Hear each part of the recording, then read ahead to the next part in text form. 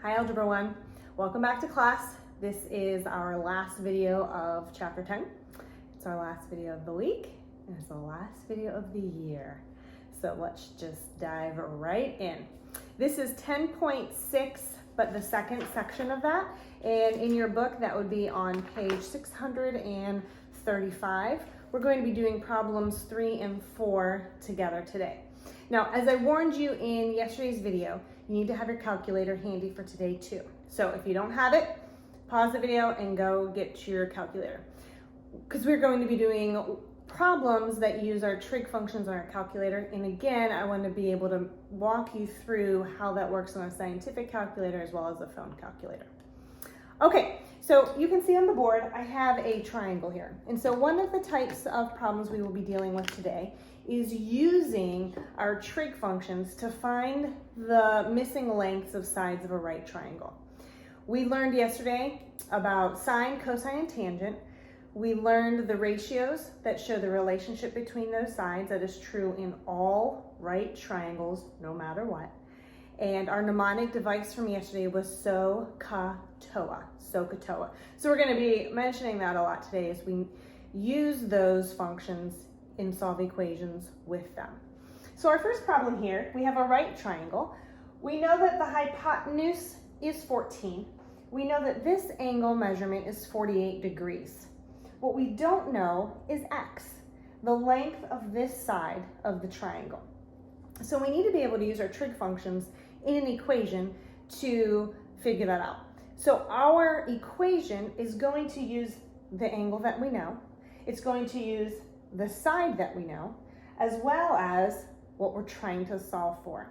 And so whenever I park myself in this 48 degree angle, that's the perspective that I want to use as I classify the sides of this triangle. As we talked yesterday, we know that the hypotenuse is always the longest side, and it's always the one across from the right angle. That never changes when we look at the sides from different angle measurements. That one is the one that remains the same. So I'm going to go ahead and label that as my H. So if I'm going to be using this 48 degree angle, that means that across from it is my X, is my unknown. That's what I'm trying to solve for. The across side is my opposite side. And you'll notice that we've been talking about opposite, adjacent, and hypotenuse. And in this problem, I don't know my adjacent, and I actually don't need to know my adjacent. I can ignore that completely. I'm going to use what I see here to solve for this missing side. So I know that I'm going to be using some type of function, whether it's a sine, a cosine, or a tangent of my 48 degree angle. So I'm going to start writing out that equation piece by piece. So I don't know the trig function, but I know it's going to be of 48 degrees. Well, then I look back at my triangle and I say, I know my hypotenuse and I want to know my opposite. So I need to use the trig function that uses my opposite and my hypotenuse. That would be SO of my SOHCAHTOA. So that tells me I'm going to use the sine of 48 equals my opposite over my hypotenuse. So now I have an equation where two of the three components I know, so that means I'm able to solve for that missing piece of information. I'm going to do this just like I would solving a regular equation. I'm going to use the same steps, but at this point, I can choose to do it algebraically and then use my calculator, or figure out what my sine of 48 is and then just plug in that decimal into my problem. The best thing to do is to wait till the very end to pull out your calculator. That will give us the most precise answer. Because as you know from yesterday, some of our sines, cosines, and tangents have decimal numbers that we need to round. So as soon as you round a number and then continue in the equation solving process with that rounded number, your final answer could be a little bit off. Just so you know, when it comes to trig problems, as long as you're within a few decimal places of it, it's fine. But that's the method that I'm going to demonstrate, and that's the one that I recommend you use. So let's just use algebra for right now. if I want to solve for x, I need to get x alone. So that means I need to do something with this denominator of 14. That's division. I'm dividing by 14, so I do the opposite operation. So I'm going to multiply by 14. That will cancel that out, leaving me just my x. So I know I did the right thing. But I know if I multiply by 14 on one side, I have to do it on the other. In this sine of 48, I'm going to treat like a term. It's an actual term in my equation. So my equation now reads 14 times the sine of 48 equals x. Let me show you a little bit better when I erase that. I got rid of the 14s. This is my equation. Now, this is where having your calculator, not only is it necessary, it's handy right now so I can talk you through how to do this. If you're using a scientific calculator, you are going to plug in 14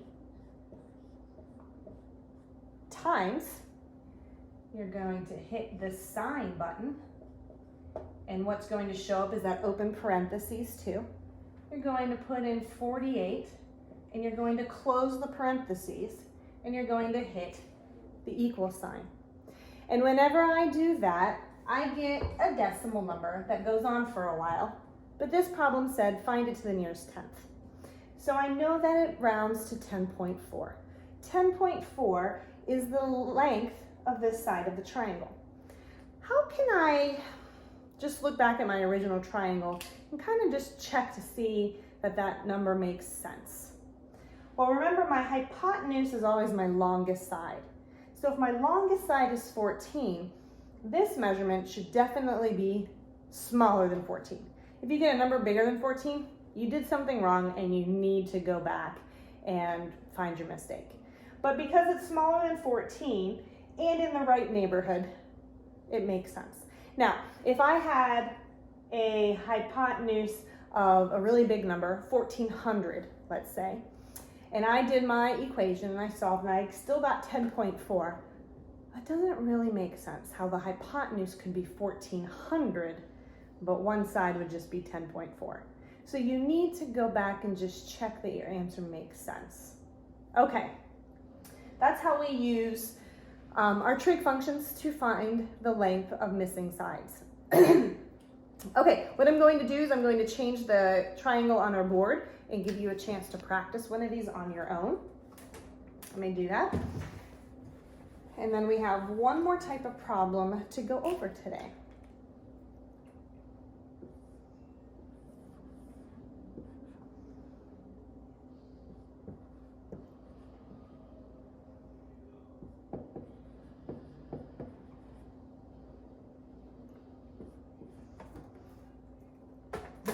Okay, here's our triangle. I want you to pause the video and try this one on your own.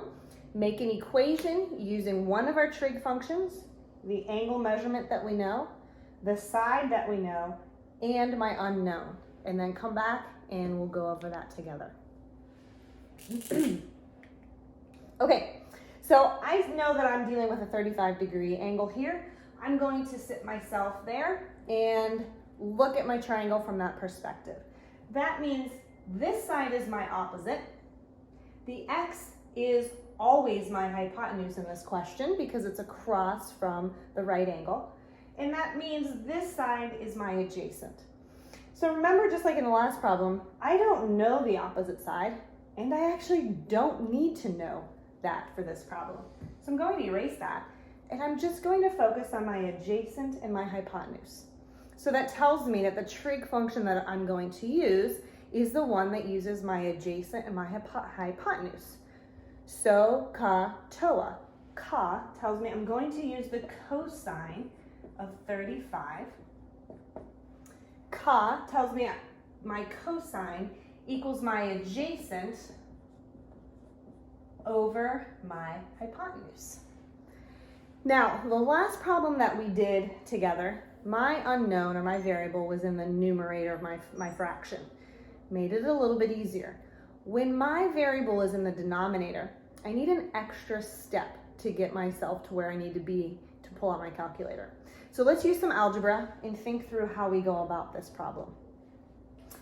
If I want to isolate the x, right now, the x is in the denominator. And so I need to actually bring it up and then isolate it. So I'm going to multiply both sides by that x.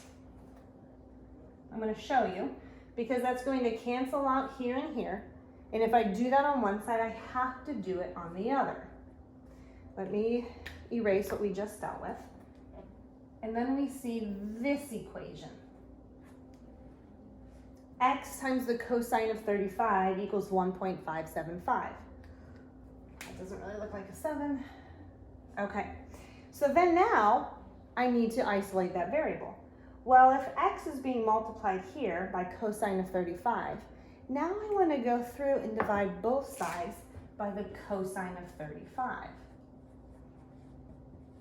If I do it there, I have to do it here. So what happens here when this is the cosine of 35 over the cosine of 35? Exactly what I was hoping would happen. They cancel each other out, leaving me my formula, my value for what x equals. X equals, let me erase that since we canceled it out. Let's see where we stand. X equals 1.575 divided by the cosine of 35. Okay, well, let's pull out our calculators and talk through how we're going to type that in. On a scientific calculator, you can do exactly that. You can type 1.575 divided by the cosine button and fill in 35. And when you do that, you will get 1.9. However, when we come to an app on a phone for this, and maybe some of the other calculators you're using, you have to put it in a different order. I may need to actually just figure out what the cosine of 35 is and put that into my problem. So the cosine of 35 is 0.81915, and that's with me cutting it off. And then if I divide 1.575 divided by 0.81915, I will still get 1.9, close enough, rounded to it. So that is fine. But just know that when you're using a phone calculator, you cannot just say 1.575 divided by the cosine of 35 without using parentheses and other things that may not be available to you. So you may have to just do it the old-fashioned way. Another method would be to use the inverse function, which we're actually going to get to in a second. But the inverse button takes a fraction and flips it. And you can do that here if you do the cosine of 35 divided by 1.575 and then flip it. I'm not going to take time right now to explain that more fully. So one of the two methods that I already explained to you should work. Okay, so the answer to this practice problem is 1.9. Okay, let me move to my second board and talk about the next type of problem you will see. The two problems we just did were using trig functions to find the length of a side of a triangle. Well, these problems are going to be finding the measurement of an angle of a triangle. And so we're going to need to use the inverse trig functions on your calculator. Okay, so let's look at the problem, and it will make more sense once we actually see what we're trying to deal with. Again, I have a right triangle here, triangle ABC. There's my right triangle symbol. And I know that across from the right angle is my 24th, so I'm going to label that as my hypotenuse.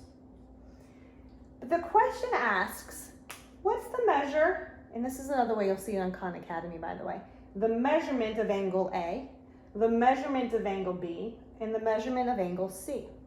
This question is asking me to solve for all three components. Well, right now, which one do I already know? There's a nice easy one in there. And I know what B is. If it has this symbol in it, that tells me it's a right angle, and I know right angles are 90 degrees. So I'm going to fill that one in, reach right across there.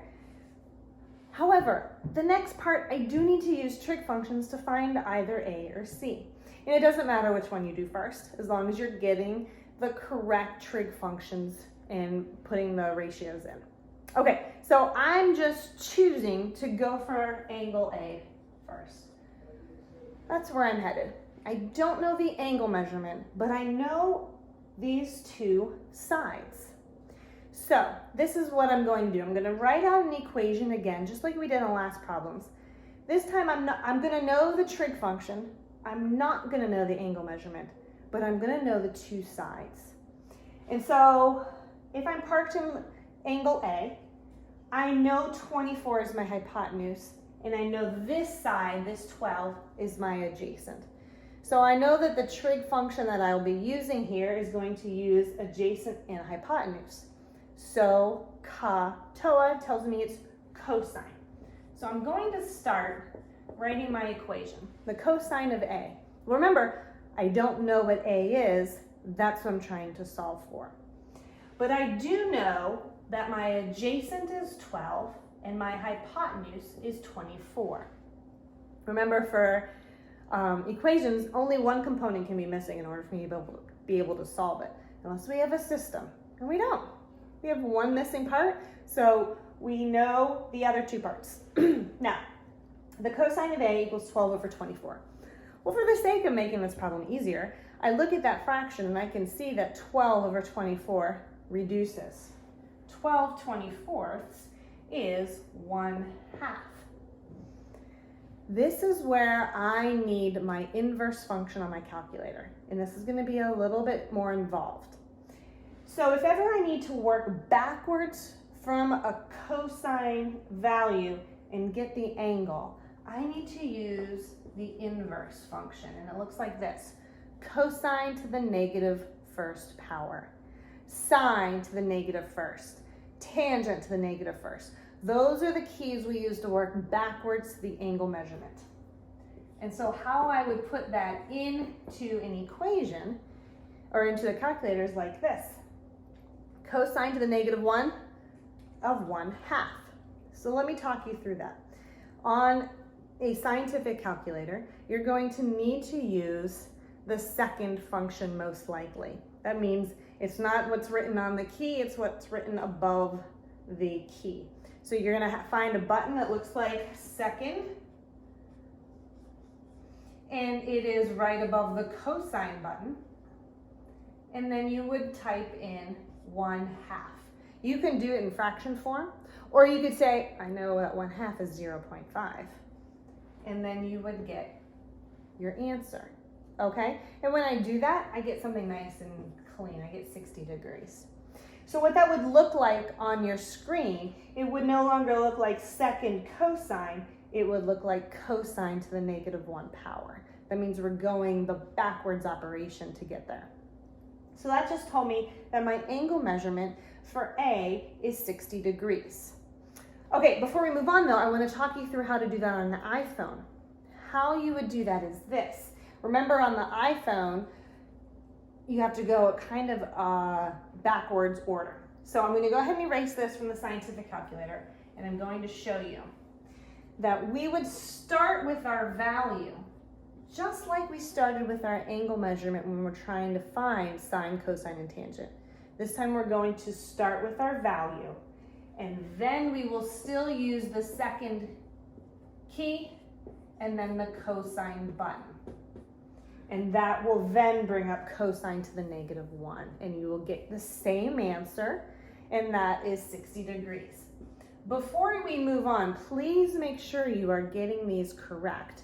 So that tells you yourself that you have the pattern down correct for your calculator.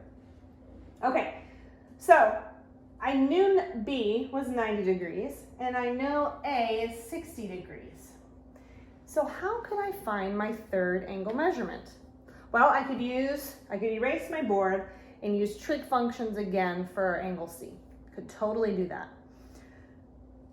There's an easier way though, and hopefully you guys are recognizing that right away. What do I know to be true about triangles and their angle measurements? Well, all three angles add up to equal what? Hopefully you said 180 degrees. So if I know two of them and they add up to be 150, that tells me C has to be 30 degrees. Now, you could have gotten that same exact answer using your inverse trig functions on your calculator, no problem. But it might be a little bit easier just to use your geometry knowledge to get us there. Okay, so what makes these problems a little bit harder is knowing that you need to use the inverse trig function on your calculator to work backwards to get an angle. To get the ratio, you use the regular button, but to get the angle, you have to use the inverse key. Okay, I'm going to erase my board and tell you the practice problem that I want you to do that uses this skill. Okay, and I like this problem in the book. So if you have your book, open it up actually, and we are on page, it's actually turning page on 636, all the way at the top. Instead of giving you a picture of a triangle in this problem, they give it to you in words. So I'm going to read that to you. As I read it to you, take down the important information that you know that you need to solve this problem, okay? I kind of want to have you do it that way before I draw a corresponding picture. Okay, so the problem goes like this. In a right triangle, the side opposite angle A is 8 millimeters long, and the hypotenuse is 12 millimeters long. What is the measure of angle A? Okay, so hopefully you listened to that, jotted down what you needed to know. And I want to show you that we could draw a picture to visualize this, or I could just say, I'm trying to find angle A. And what do I know? I know the opposite is 8 millimeters, and the hypotenuse is 12 millimeters. Without having a picture, I can actually make my equation from that. Because I see I have opposite and hypotenuse, I know my trig function. And thinking back to SOHCAHTOA, so means the sine of angle A, that's what I'm trying to find out, angle A, is opposite over hypotenuse, 8 over 12.